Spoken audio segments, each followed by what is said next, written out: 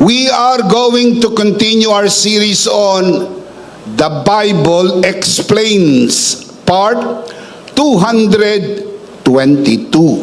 Today, we are going to continue our discussion on the end time prophecy from Grace Perspective, part 4. Let's commit this to the Lord first. Let us pray. Our dearest Father in heaven, we are so very thankful for how you have gathered us today in your presence. Thank you that you have found us in your house today. Thank you so much for these beautiful people who came here today to worship you in spirit and in truth. Thank you so much also for the beautiful people who are joining us via online. Thank you that you inhabit the praises of your people, and there is nothing in the world like this. For in your presence, there is fullness of joy.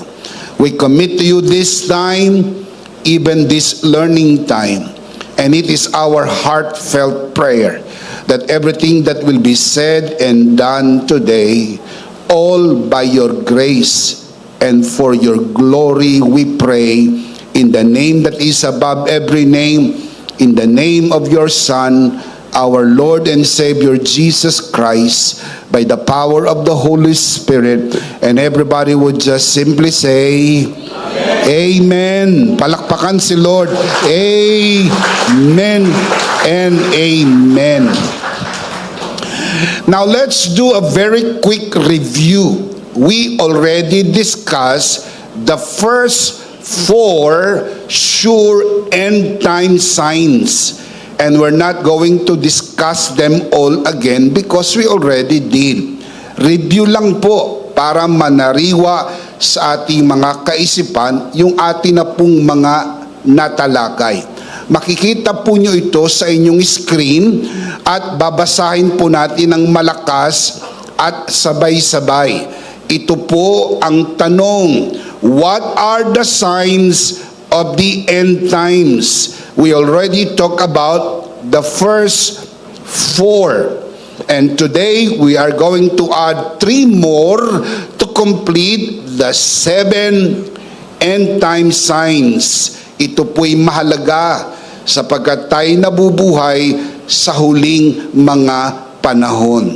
At paalala ko po sa inyo na kaya naman tayo napadpad dito sa series na ito ay sapagkat ito'y napapanahon. Galing po tayo sa iskandalo na dinala ng September 23 false prediction ng mga tao pong naniwala na rapture na daw ang September 23. Pero paldo, hindi nagkatotoo sapagkat ang mga tao pong naniwala dito at nagkalat ng mensahe at aral ng September 23 rapture ay mga nalinlang ng mga bulaang propeta at ang mga nagturo naman ito ay mga bulaang tagapagturo. Yan ang dahilan kung bakit tayo napadpad sa series na ito at ipinadama na rin ng Panginoon sa atin, ituloy na natin. Total, nandito na rin naman tayo. Pag-aralan natin ang end time prophecy from Grace Perspective. Na basahin natin ang unang 4. Umupo ng maayos. Isuot ang sinturong pangkaligtasan. I'm sure everyone is excited to learn more today. But before we proceed, basahin natin muna ng malakas. Sabay-sabay. Number 1. Spiritual deceit is getting worse. Number 2. Middle Eastern wars are escalating. Number 3. Worldwide famine is increasing. Number 4. Earth's climate is deteriorating. We're not going to discuss them again. We already did. Sana wala po kayong na-miss out sa discussion. Pero kung sakali, for all the reasons in the world, may na-miss out kayo, you can always do the catch-up sa pamagitan ng ating social media ministry, sa pamagitan po ng ating EMI page. Nandyan na po yan sa ating archives. Number five, global economic control is underway. Ibig sabihin po, papunta na tayo, nangyayari na, at papunta na tayo sa pinakamahalagang senyales na magkakaroon ng global economic control buong mundo. Na bago po natin ito talakayin, nais ko lang pong ipaalala sa inyo na si Satanas po'y master counterfeiter. Talagang magaling po siyang manggaya at mangopya. Siya po ay master ng counterfeit. Kung paanong meron pong Holy Trinity, the Father, the Son, and the Holy Spirit, the book of Revelation unveils to us what is known as unholy and counterfeit Trinity. Now look at the screen and you would see this. Unholy counterfeit Trinity.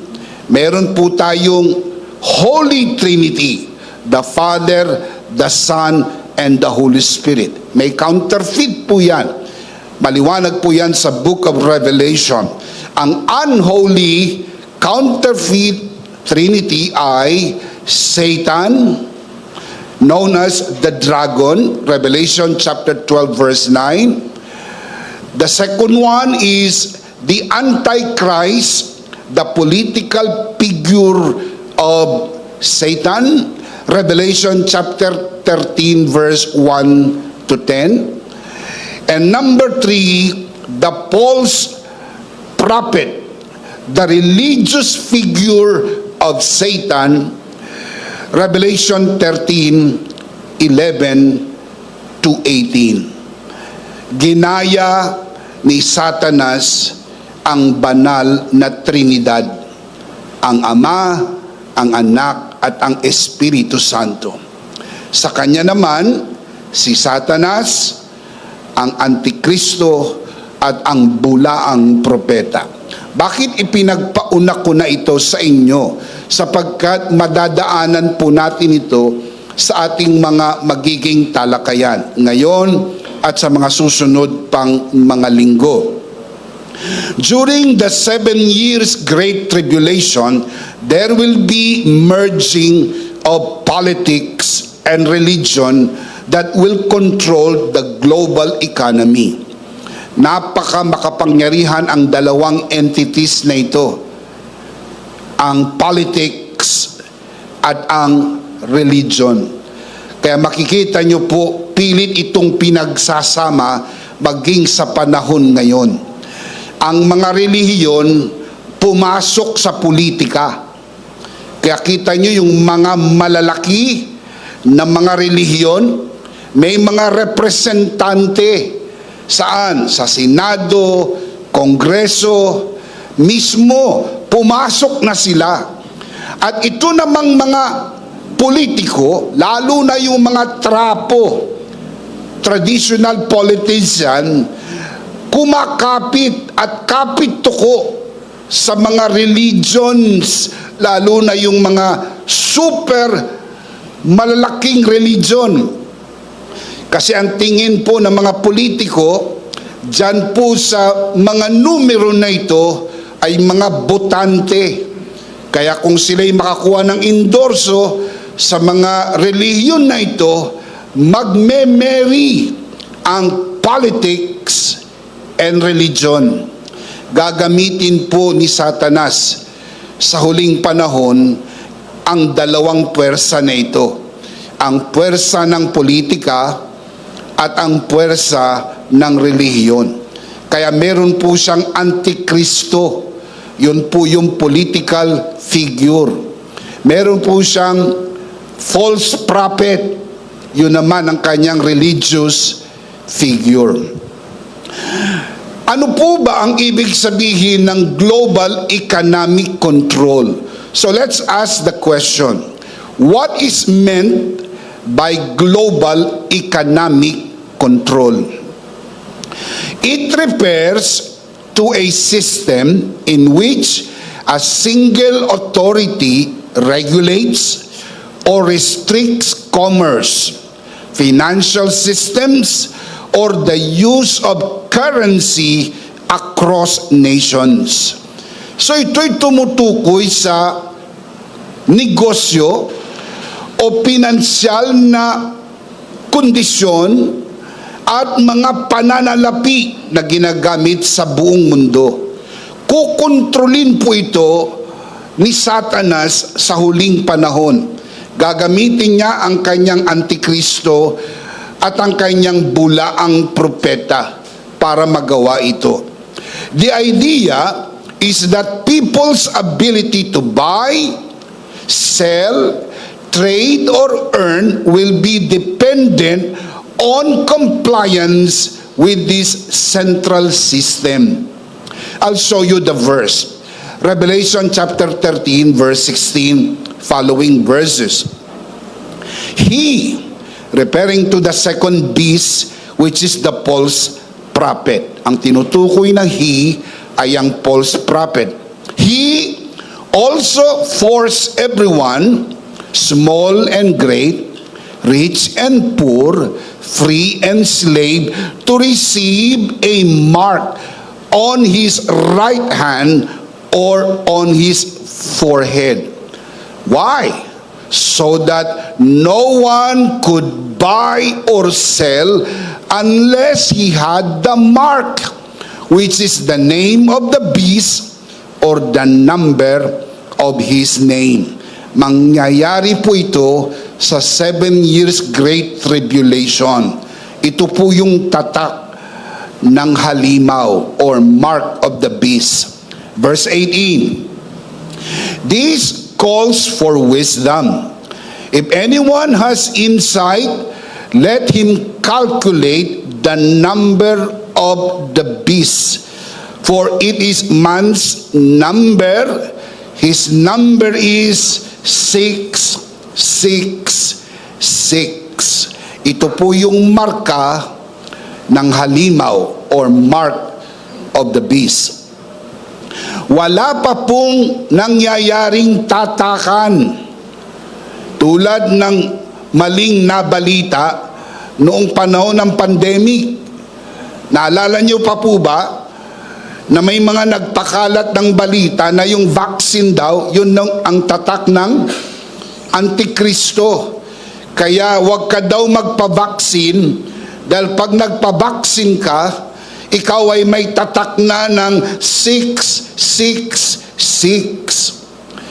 Ang natatandaan ko, ang vaccine ay in-injection sa balikat, hindi sa kanang kamay, lalo tigit hindi sa noo. Meron ba ritong na-injectionan sa noo? Meron ba ritong na-injectionan sa kanang kamay? Wala. Kaya hindi po yun ang tatak ng 666. At yung mga Bisayang pastor narinig ko sa Facebook, sex.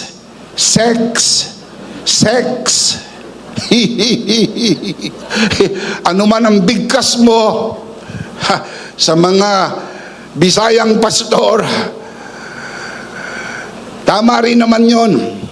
Basta ang mahalaga, tatak ng Antikristo, 666.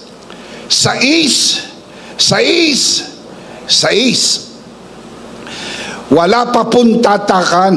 Nabalita yan. Ang unang tatakan daw ay naganap sa Pampanga. Kawawa naman yung mga taga Pampanga. Sila ang unang natatakan. ng sex. Hindi totoo yan. So relax lang mga Kapampangan. Wala pa kayong tatak at hindi yan mangyayari hanggang hindi muna mag-rapture. Bago mangyari yan, kukunin muna tayo ng Panginoon at mapapasa Panginoon magpakailan-kailan pa man. Come on, palakpakan natin ng malakas ang Panginoon. Come on, clap your hands. Praise God. Everybody shout, praise the Lord. Praise the Lord. Isa pang malakas sa palakpak para sa Lord. Thank you, Jesus. Thank you, Jesus. We will talk more of this when we get to the discussion of the 7 years Great Tribulation. You have to hold your horse, ha? Hindi pa ngayon natin madetalyeng tatalakayin ang sex. Hindi pa.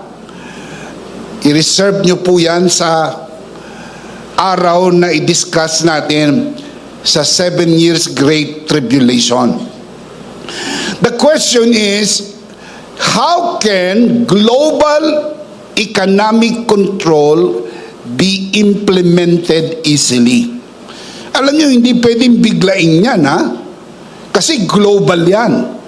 Kaya kailangan po yan hinay-hinay. Kaya ini-introduce na po yan ngayon. In fact, mayroon na po ngayon yan. Yang global economic control, mayroon na. Inihahanda na po ang stage para dyan. Pero wala pang full implementation. So the question is, how can global economic control be implemented easily? It can be implemented easily through central bank digital currencies. Nakalatag na po yan ngayon. Marami ng mga bansa ang aktibong kasali, gumagamit. Ang iba po ay dinidevelop na po ito fully. Many nations are actively exploring, piloting, or developing CBDC, digital forms of national currency issued by central banks. This is known as cashless society. Darating po ang full implementation sa tribulation. Pero tanong ko po, meron na po ba yan ngayon? Yes. Meron na pong digital currency.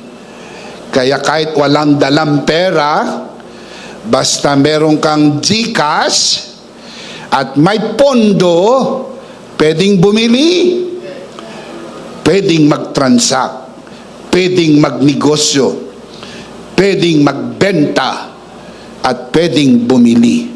Sa makatwid, pag nagkaroon ng full implementation sa 7 years Great Tribulation, hindi nagulat ang tao. Nakahanda na po kasi yan sa panahon ngayon. This gives government more direct oversight of monetary flow, which, if abused, well, for sure, the Antichrist will abuse it. If abused, could be used to monitor, restrict, or even block your transaction. Remember, no one can buy or sell without the mark of the beast. Economic control. Hindi ka pwedeng bumili kahit may pera ka, kung wala kang tatak ng halimaw 666. Hindi ka rin pwedeng magbenta kung wala kang tatak. Yan ay mangyayari sa Great Tribulation. Tawag po dyan, economic control globally. According to the Central Bank Digital Currency Tracker, 137 out of 195 countries, about 70.26%, or roughly 2/3 of the world, are now exploring or developing CBDC, while only 58 countries or 29.74% are not yet involved. Ang tindi. 2/3 na po ng mundo ang gumagamit na nitong digital currency. Narinig nyo na po ba ang cryptocurrency? Meron na po yan, pero wala pang full implementation. Hold your horse! Bakit po pumasok yan? Kasi gagamitin po yan sa tribulation. Ang Bitcoin is only one of the cryptocurrencies. Meron pang iba. Gagamitin yan in full implementation dito. Kaya yung mga mahilig sa crypto, ay baka talagang hilig nyo yan dahil hindi kayo marapture. Magagamit nyo yan. Yung mga pa-Bitcoin, gamit na gamit yan sa tribulation. Ako, wala naman ako niyan, kaya relax lang ako. Dahil alam ko, bago yan ma-full implemented, kukunin muna tayo ng Panginoon at mapapasa Panginoon magpakailan-kailan pa man. Palakpakan! May kasamang hiyawan naman! Praise God! Kaya, tanong ko po sa inyo, nakikita na po ba natin ito na nangyayari sa buong mundo? Imagine 2/3, 70.26% are into these digital currencies. We are so very close. Napakalapit na po natin. We are living in the end times. Ito na po ang mga huling mga panahon. Can you say amen? Amen. Even as the world moves towards systems of global economic control, we are reminded that our true security is not in any economy, but in Christ's finished work. Can you say amen? Amen. When buying and selling become tools of fear, grace assures us of unshakable provision. The one who fed Israel with manna and multiplied loaves still sustains His people today. Palakpakan natin ang Panginoon. Hallelujah! While the world prepares for control, believers rest in the truth. This is the matter of truth. Hindi to speculation. Hindi to kuro-kuro. Hindi to palapalagay. At lalo't higit, hindi to pinagtagpi-tagpi na opinyon ng mga eksperto at pili tayong pinapaniwala. This is a matter of truth. Believers rest in the truth that God's kingdom cannot be controlled. His grace supplies beyond systems. Our source is not the market. Our source is the Master. Palakpakan natin ang Panginoon. Praise God. Number 5, global economic control is underway. Number 6, Nuclear weapons are now ready. Listen up, nuclear weapons are now ready. Nakahanda na po ang mga nuclear weapons. Huwag matakot, hindi pa po yan gagamitin sa panahon natin. Gagamitin po yan sa tribulation. Magaganap ang pinakamalaking digmaan na hindi pa naganap sa kasaysayan ng sangkatauhan.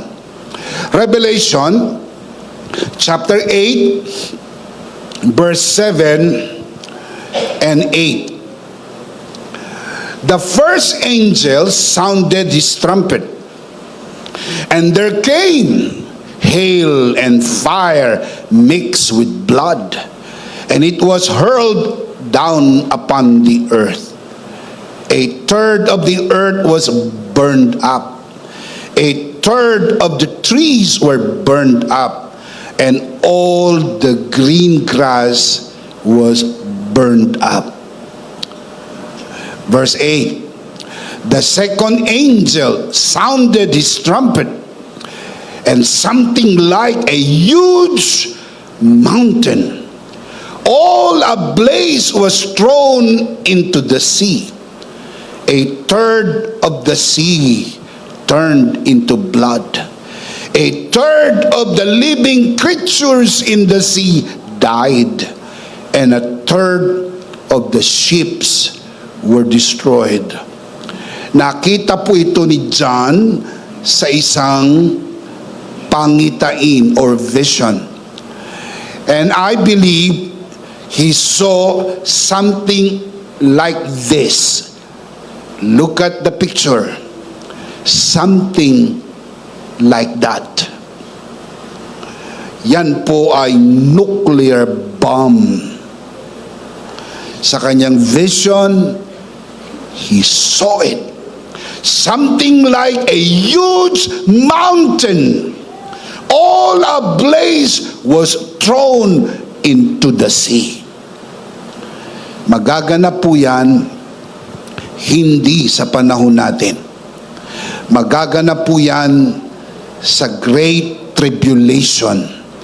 Pero laging isaisip bago magkaroon ng 7 years Great Tribulation, tutunog muna ang trompeta ng Panginoon. Kukunin tayo at mapapasa Panginoon magpakailan-kailan pa man. Shout Amen! Ang mga nangamatay kay Kristo ay muling bubuhayin, at ang mga buhay na abutan sa kanyang pagbabalik ay magbabago ng anyo, at bibigyan tayo ng bagong katawan, katawang hindi na mamamatay, at sasalubungin natin ang Panginoon sa himpapawid, at mapapasa Panginoon na tayo magpakailan, kailan pa man. And we will be with the Lord forever and forever, para sempre, para sempre. Shout Amen. Palakpakan natin ang Panginoon. Praise God. Let me show you. Look at the screen. Mayroon na pong 9 countries ang nag-declare. Of course, baka merong mga hindi nag-declare. Pero ito po ay base sa declaration na meron po silang nuclear weapons. Ito po yung weapons of mass destruction. Russia, USA, America, China, France, United Kingdom, India, Pakistan, Israel, and North Korea. 9 countries have made the declaration that they have in their possession nuclear weapons. Not to mention, meron pong 6 countries hosting nuclear weapons. Meaning, hindi kanila yung weapons, pero nasa kanila bilang host. Sa makatwid, meron na pong nuclear weapons ngayon. Kakailanganin po yan sa Great Tribulation. Nakahanda na, nakaabang, nakaumang. Kaya hindi na matagal yung mga sinyales sa Biblia ng end times nagaganap at nakikita na po natin. So anytime pwedeng mag-take place ang rapture, kunin na tayo ng Panginoon at ang mundo ay pumasok na sa 7 taong kapighatian tulad ng sinasabi sa Biblia. The fact that nuclear weapons are ready and nations stand armed echoes Jesus' warning of wars and rumors of wars in Matthew 24:6-7, a sobering sign that we live in perilous times. Listen, my dear brothers and sisters, yet this reality calls not to fear, but to faithful readiness. Christ's return may come at any moment, and our security rests not in human arms, but in the Lord. Can you say amen? Palakpakan natin si Lord. Hallelujah. Number 6, nuclear weapons are now ready. Nakahanda na po ba ang mga nuclear weapons? Nasa possession na po ng mga bansa, lalo na yung mga kasali sa magaganap na digmaang the Battle of Armageddon. Number 7, I'll close with this. I'm starting to close. I'm not yet closing, I'm just starting to close. Number 7, the rebirth of Israel. I call this the mother of all end time signs. Ito po ang nanay ng mga nanay ng lahat ng palatandaan. As obvious as it can be, no second coming without the nation of Israel. Obvious ba? Hindi pwedeng mag-second coming nang walang Israel. Dahil ang second coming is the return of the King of Israel. Kaya kailangan merong Israel bago magkaroon ng second coming. Tanong ko lang, meron na po bang Israel ngayon? Meron na. For the longest time, 1,900 years, walang Israel. Nabura sila sa mapa. Diaspora. Dispersion. Kumalat sila sa buong mundo. Hanggang sa dumating ang tamang panahon na sila'y ibinalik ng Panginoon sa kanilang tinubuang lupa na hindi naman tsamba, hindi nagkataon lang, hindi lang historic, but prophetic in its very nature. Kasi pag nandyan ang Israel, pwede nang magkaroon ng second coming. Let me show you the scripture. Matthew chapter 24, verse 32, following verses. Now learn this lesson from the fig tree. As soon as its twigs get tender and its leaves come out, you know that summer is near. Even so,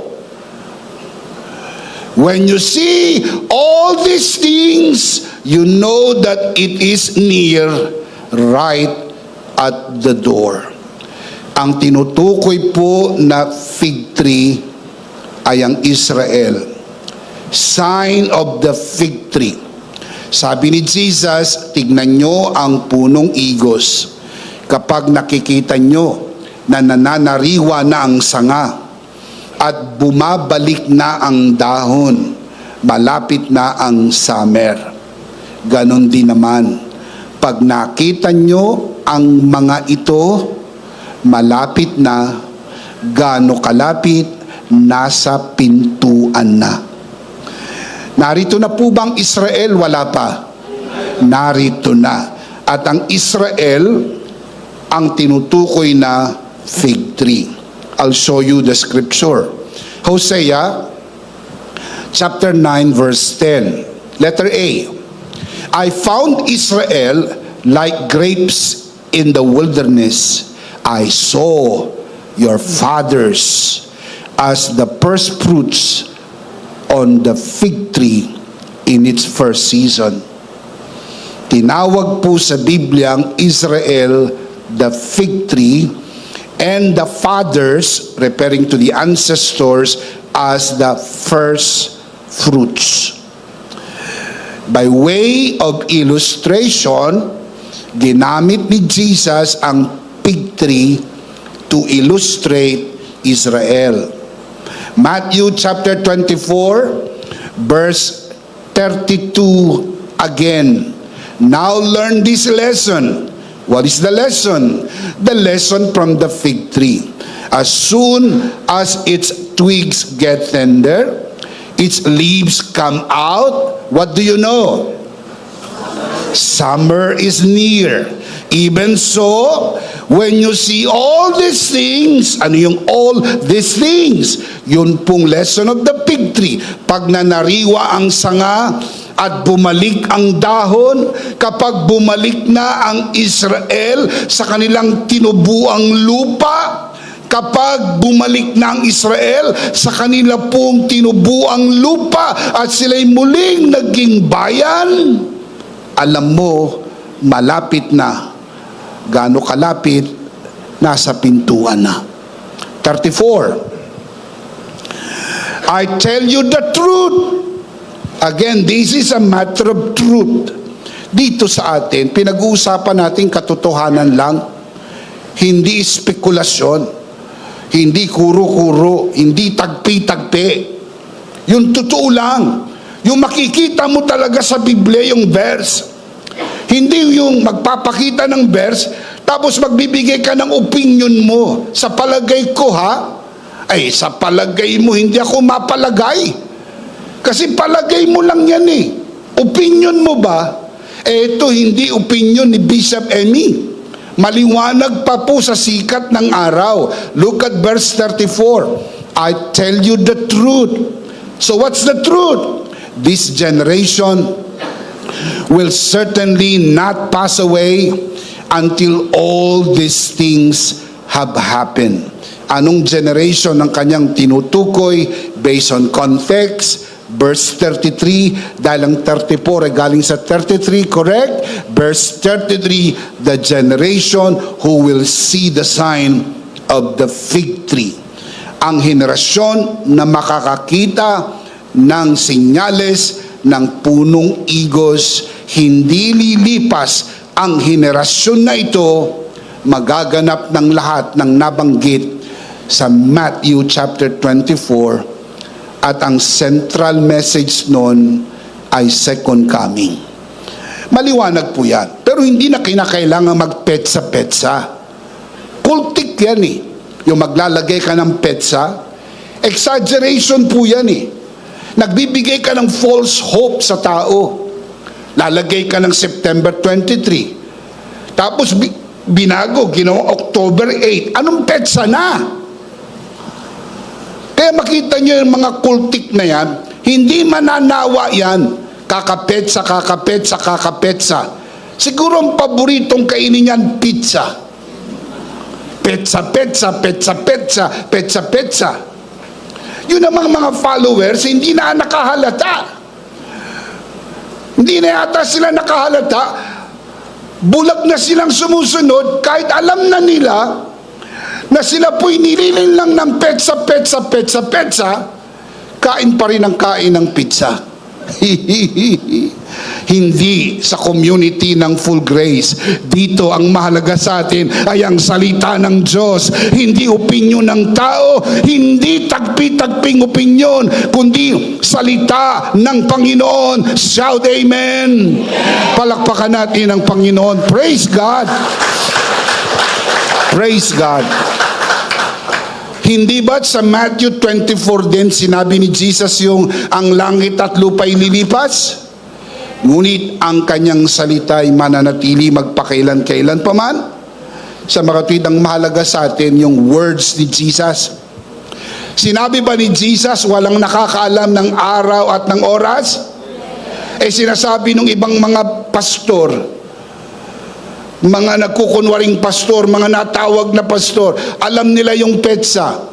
Sa mga kapatid, sinabi ni Jesus at sinabi ng mga pastor na yun, nagbangga. O mamili ka na kung sino paniniwalaan mo, si Jesus ba o itong mga nagpapastor-pasturan. So we need to be very careful.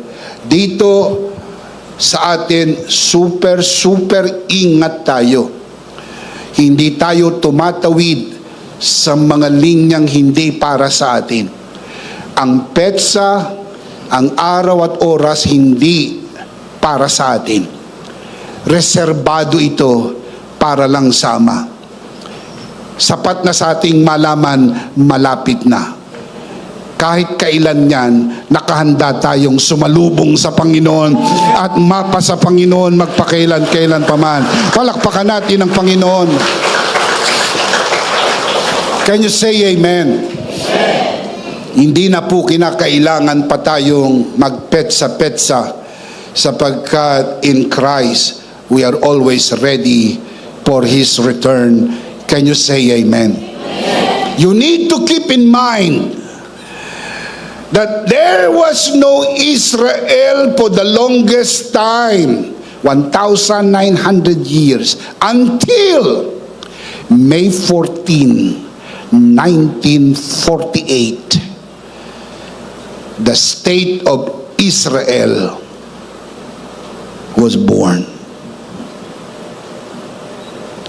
Powerful, isn't it? Kung ano yung inihula ng Biblia, nangyari na.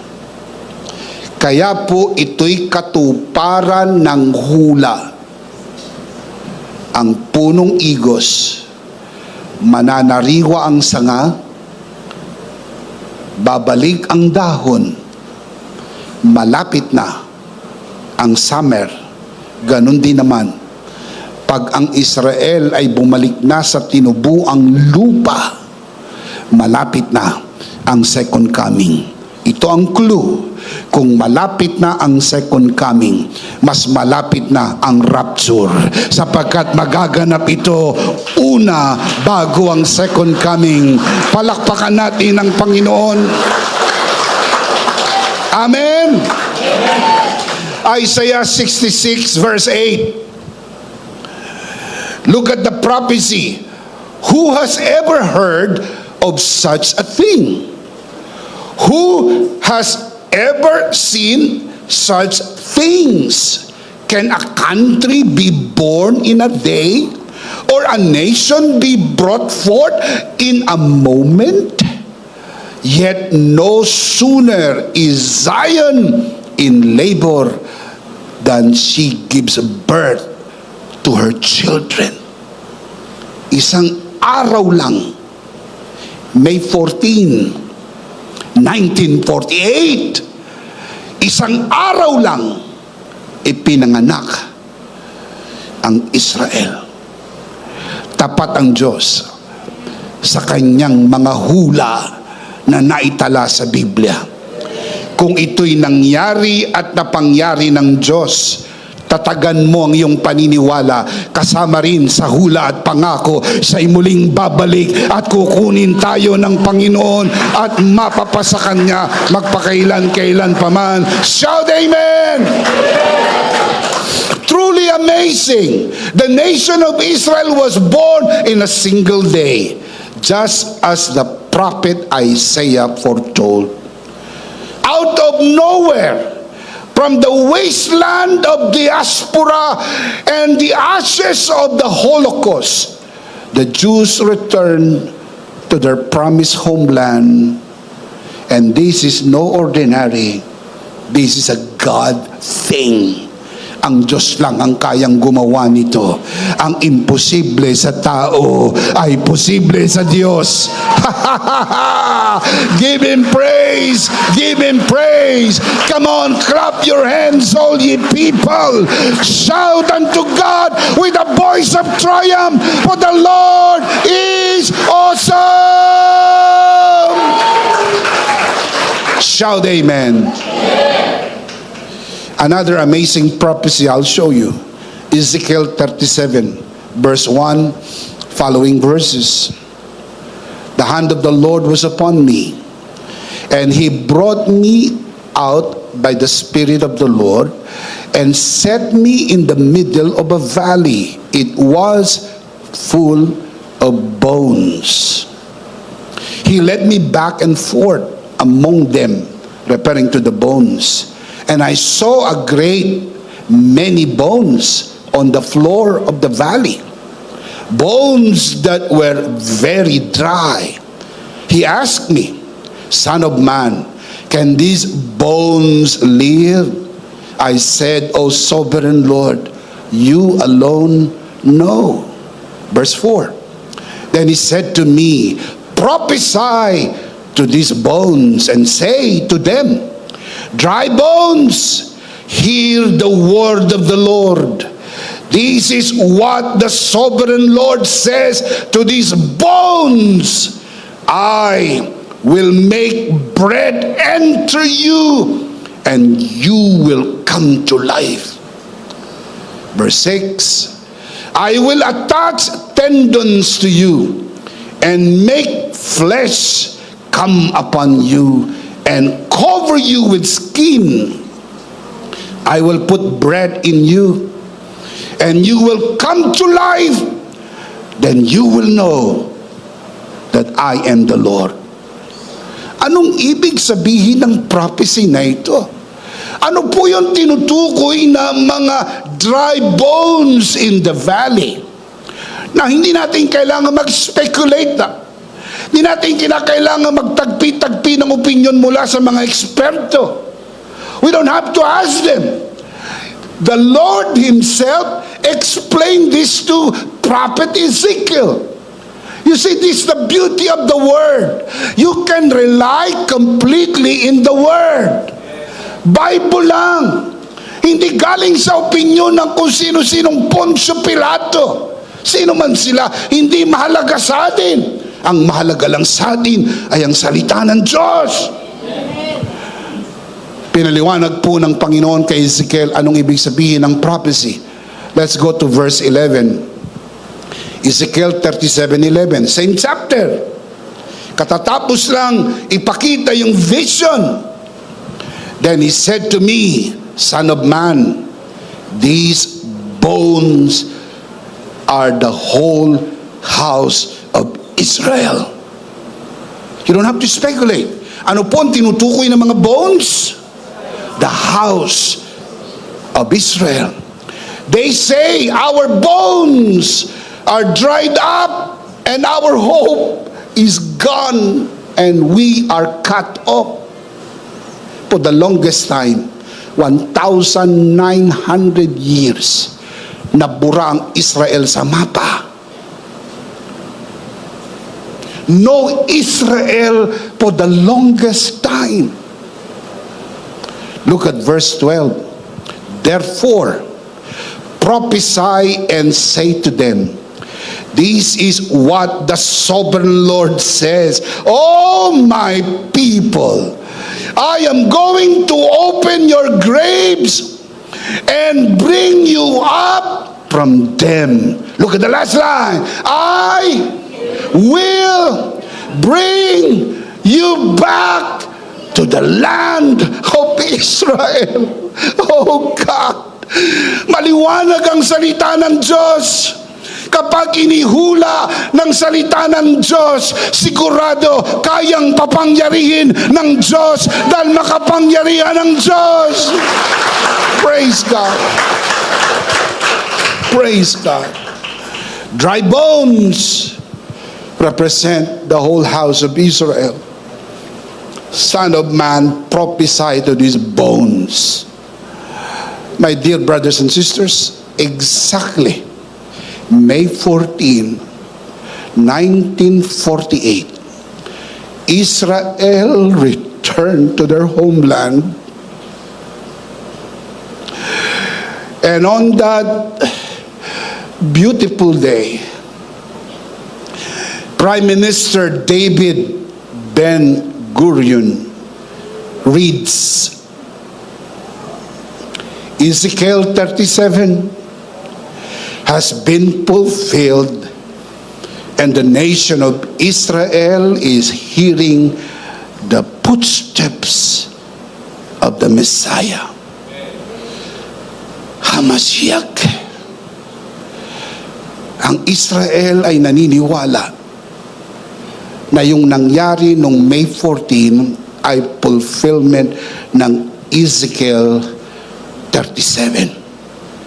Of course, they do not have any idea that it was Jesus who will come again, but at least we know for sure, because we know the Bible, ang muling babalik ay si Jesus, ang pinatay sa krus ng Kalbaryo at sinibat ang tagiliran, namatay, inilibing, pagkatapos ng 3 araw ay muling nabuhay at buhay magpakailan-kailan pa man.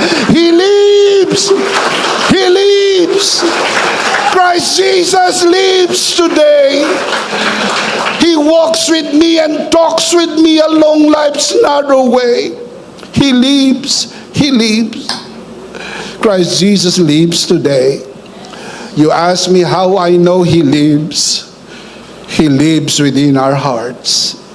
Mga kapatid, ito lang po ang ating buhay na pag-asa. Walang pag-asa sa mundo na ito. Panginoong Jesus, bumalik na po kayo at kunin nyo na kami at mapasa iyo magpakailan-kailan pa man. Come on, give Him praise. Give Him praise. Do you have any idea why we do what we do today? Because we believe Jesus is coming very, very soon. Can you say amen? Dahil malapit nang babalik ang Panginoon, nais nating ikalat ang pinakamagandang mensahe, ang mensahe ng kanyang biyaya, ang grasya ng pagligtas ng Diyos. Dahil hindi gusto ng Diyos ang sino man ay mapahamak, kundi maligtas at magkaroon ng buhay na walang hanggan. Shout amen. This is the reason why we do what we do. Nararamdaman din natin ang pagod, pero pinalalakas tayo ng biyaya ng Diyos para abutin ang buong mundo. Abutin ang sino ang pwede nating abutin.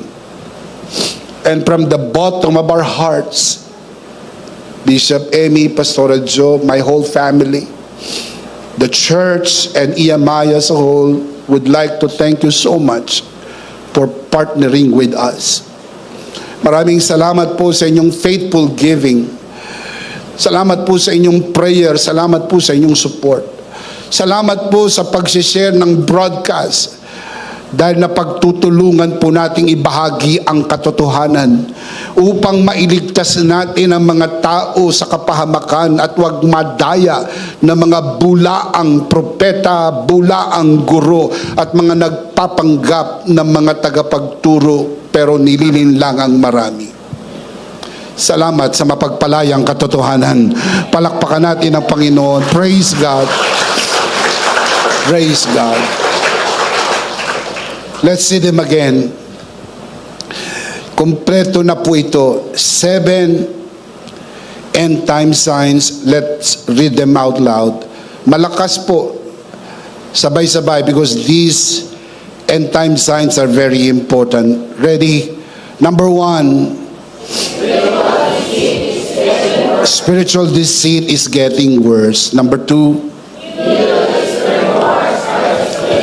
Middle Eastern wars are escalating. Number three, worldwide famine is increasing. Number four, Earth's climate is deteriorating. Number five, global economic control is underway. Number six, nuclear weapons are now ready. Number seven, the rebirth of Israel. Look up here, look up here, look at my eyes. And those of you who are watching this broadcast, you can say this in your heart of hearts. Ang mga ito po ba'y nangyayari na sa panahon natin? Yes. Ibig sabihin, we are living in the end times. Now, let me close by giving you the life application. Now that we know all this, how should we live? Number one, trust God's economy. He never fails to provide. In the midst of end time shakings and economic uncertainty, trust God's economy. He never fails to provide. While earthly systems may collapse, heaven's supply remains unshaken. Do you believe that? Yes. I believe that with all of my heart. Grace reminds us that our provision is not tied to the world's condition, but to Christ's finished work, where lack has already been conquered. Siya, bagaman mayaman, naging mahirap, alang-alang sa atin, upang sa kanyang paghihirap, guminhawa ang ating buhay. Can you say amen? Number two, be at peace in the midst of any danger. The Lord will always protect you. Nabubuhay po tayo sa mga mapanganib na panahon. Lindol dito, lindol doon. Madalas ang lindol, palakas ng palakas ang lindol. Madalas na ang bagyo at malalakas na bagyo. Dahil po yan sa global warming. Dahil po yan sa climate change. Pasama na ng pasama ang kondisyon ng panahon. Pero huwag matakot. Alam ng Diyos kung paano ingatan ang kanyang mga anak. Palakpakan si Lord. Hallelujah.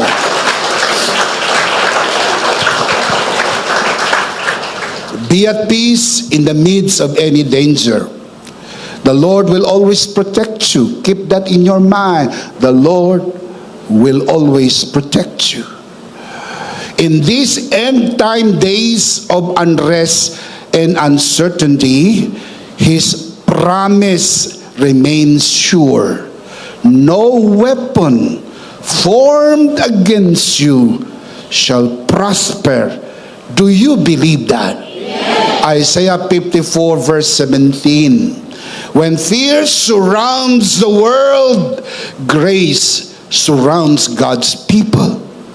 Our safety is not in circumstances, but in Christ, whose finished work secures our peace and protection for how long? Forever. Forever.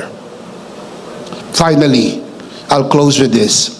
Number 3, serve diligently as you await Christ's return. Habang hinihintay natin ang kanyang muling pagbabalik, magsipag, maging masipag sa paglilingkod sa Panginoon. Hindi para mamerito o mapremyuhan ang pagsama, kundi dahil sa inigurado na ikaw ay kasama. ikaw ay siguradong kasama. Can you say amen? Serve diligently as you await Christ's return.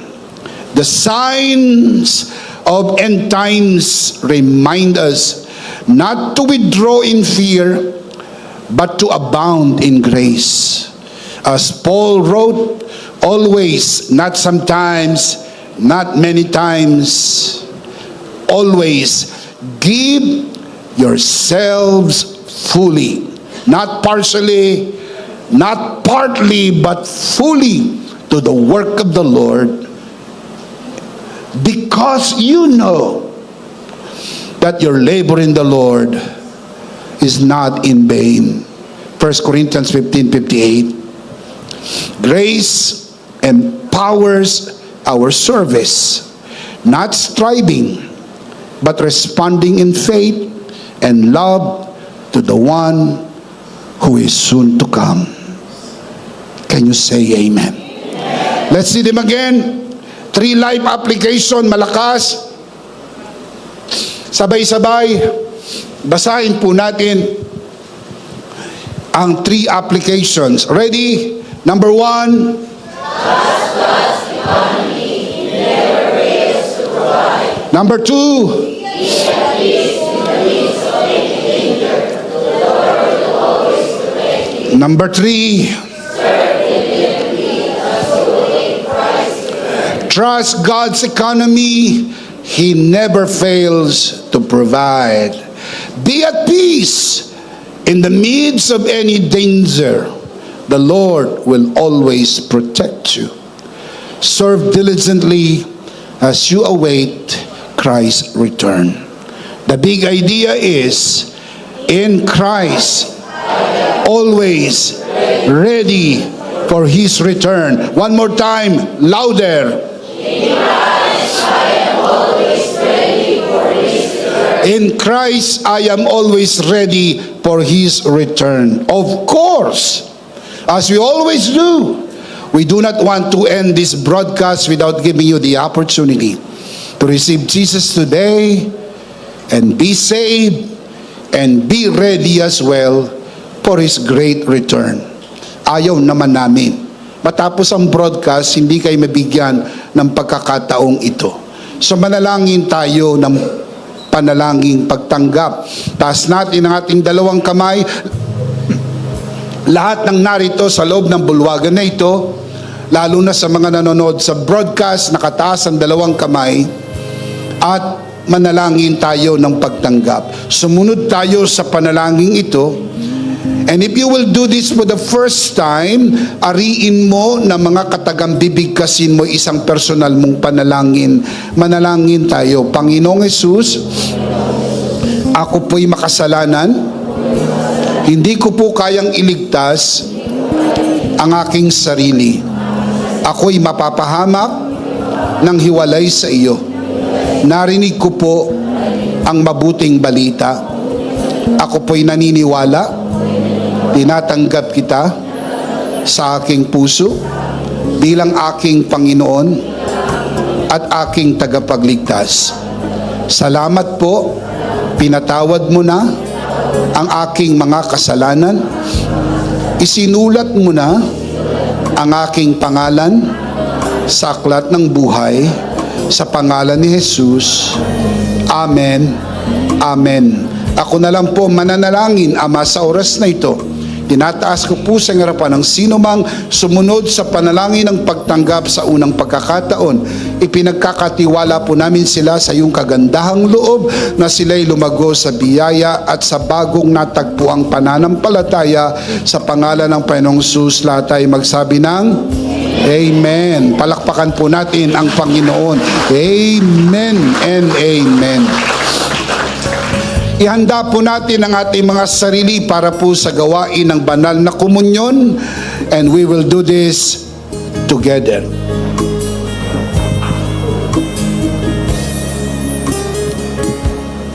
All right, let's do this together, mga kabiyaya. Hawak-hawak po natin ang pinakamakapangyarihang simbolo ng tinapos na gawa ni Kristo sa krus ng Kalbaryo. Ito ang aral na tinanggap ko sa Panginoon at ngayon naman ay binibigay ko sa inyo. Nang gabing isa pagkanuloy dumampot siya ng tinapay, kanyang pinagpiraperso at kanyang sinabi, ito ang aking katawan na pinagpiraperso dahil sa inyo. Gawin niyo to bilang pag-alaala sa akin. Sabay-sabay po natin gawin.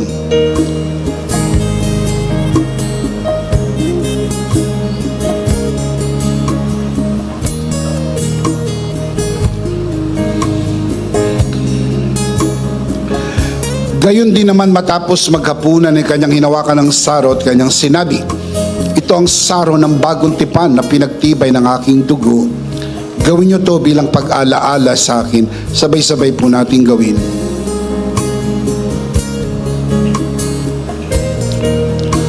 Sumunod po tayo sa panalangin ito. Nakataas ang ating dalawang kamay. Aming Ama, maraming salamat po sa aming Panginoong Hesukristo.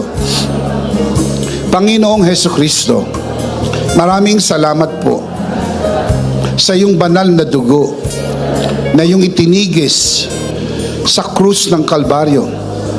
Dahil po dito, lahat ng aming kasalanan ay iyong nang pinatawad. Maraming salamat po sa iyong katawan na nabugbog at nasugatan. Dahil po dito, lahat ng aming sakit ay iyon ang pinagaling. Gaya ng nasusulat, sa iyong mga sugat, ako'y magaling na.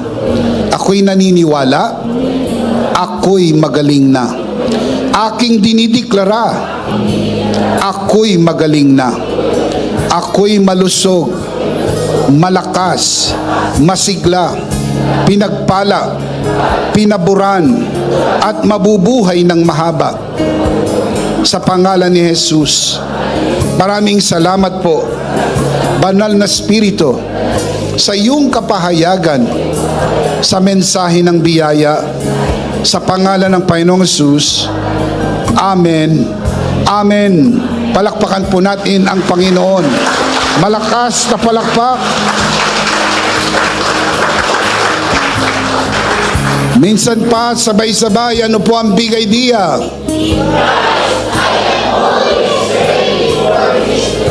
In Christ, I am always ready for His return. Last of all, let me speak to your heart, you who are watching this broadcast.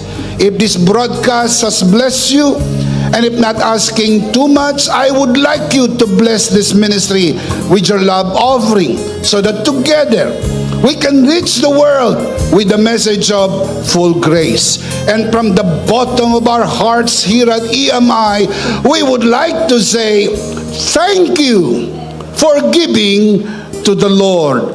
We'll see you next Sunday, prayerfully on site, but definitely we'll see you again online. Ako po si Bishop Emmy, kasama po si Pastora Jo at ang kabuuan ng The Lord's Community and EMI broadcast. Maraming